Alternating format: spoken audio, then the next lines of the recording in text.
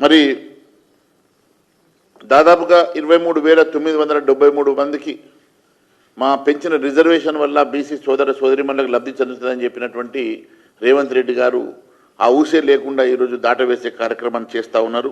ఎట్టి పరిస్థితుల్లో మరి భారతీయ జనతా పార్టీ అంశంలో ఖచ్చితంగా మీరు చెప్పినట్టుగా రిజర్వేషన్ ఇంప్లిమెంట్ చేయాలని చెప్పి డిమాండ్ చేస్తూ ఉన్నాం. అంతేకాకుండా 11 నెలల పాటు దాదాపుగా లోకల్ బాడీ ఎన్నికల్లో మున్సిపాలిటీలు కానివ్వండి, అంతకుముందు దాదాపు 15 నెలల నుంచి గ్రామ పంచాయతీ, ఎంపీటీసీ, జెడ్పీటీసీ ఎన్నికలు లేక ఈరోజు గ్రామీణ ప్రాంతంలో పూర్తిగా అభివృద్ధి కుంటపడటమే కాకుండా గ్రామీణ ప్రాంతంలో ప్రాతినిధ్యం లేక ఎక్కడి సమస్యలు అక్కడనే మరి ప్రజలంతా ఇబ్బంది పడుతూ ఉంటే దాదాపు సంవత్సరంన్నర మీరు అధికారంలోకి వచ్చిన తర్వాత లోకల్ బాడీ ఎన్నికల విషయంలో ఎందుకు ఈ రకంగా దాటవేసే ధోరణి చేస్తూ ఉన్నారు, లోకల్ బాడీ ఎన్నికలు ఎందుకు నిర్వహించలేకపోతా ఉన్నారో మరి తెలియజేయాల్సిందిగా మేము కోరుతా ఉన్నాం. మరి ఈ సీజనే చివరి రైతు భరోసా అని చెప్పి ప్రజల్లో చర్చ నడుస్తూ ఉన్నది. దీని తర్వాత రైతు భరోసాను పూర్తిగా ఎగ్గొడతారని చెప్పేసి ఒక చర్చ నడుస్తూ ఉన్నది. ఎట్టి పరిస్థితిలో రైతుల పక్షాన మేము నిలబడతాం. ఇలాంటి మీరు ఎగ్గొట్టే కార్యక్రమాలు చేసి రైతుల్ని మోసం చేసే ప్రయత్నం చేస్తే రైతుల పక్షాన మేము నిలబడతామని చెప్పేసి మేము తెలియజేస్తూ ఉన్నాం.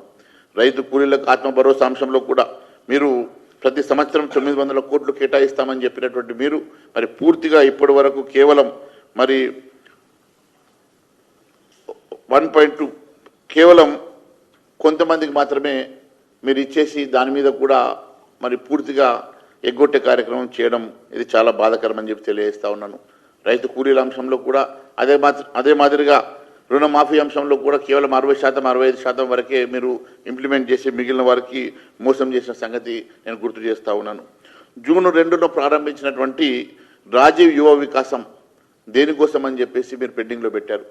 రాజీవ్ యువ వికాసం కోసం లక్షలాదిగా వచ్చినటువంటి అప్లికేషన్లను మీరు ఏ రకంగా ప్రాసెస్ చేశారు, దేనికోసం అని చెప్పేసి మీరు దాన్ని జూన్ 2వ తారీఖు ప్రారంభిస్తాం, 1,00,000 లోపు ఉన్న వారందరికీ కూడా రాజీవ్ యువ వికాసం ద్వారా మేము డబ్బులు ఇస్తామని చెప్పారు.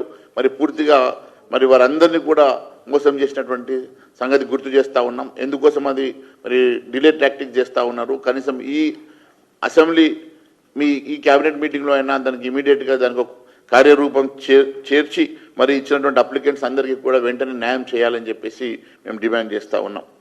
ఎందుకంటే రాజీవ్ వికాసం పథకానికి దాదాపు 16,23,000 అప్లికేషన్లు వచ్చినట్టుగా మరి డాటా చెప్తా ఉన్నది. మరి ఇన్ని దరఖాస్తులు వస్తే మరి ఇవన్నిటిని కూడా ఏ రకంగా ప్రాసెస్ చేసి వారికి ఏ రకంగా న్యాయం చేస్తారో దానికి ప్రణాళిక ఏంటో అని చెప్పేసి మేము అడుగుతా ఉన్నాం.